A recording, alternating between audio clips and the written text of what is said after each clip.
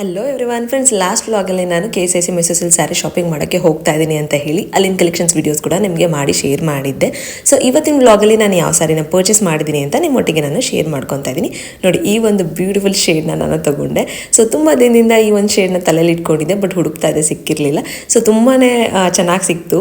ನನಗೆ ಯಾವ ಸ್ಯಾರಿ ಬೇಕಾಗಿತ್ತು ಅದೇ ಸ್ಯಾರಿ ಸಿಕ್ತು. ನನಗಂತೂ ತುಂಬಾ ಖುಷಿ ಆಯಿತು. ನೋಡಿ ಯಾವ ಥರ ಇದೆ ಸೀರೆ ಅಂತ ತೋರಿಸ್ತಾ ಇದ್ದೀನಿ ನಿಮಗೆ.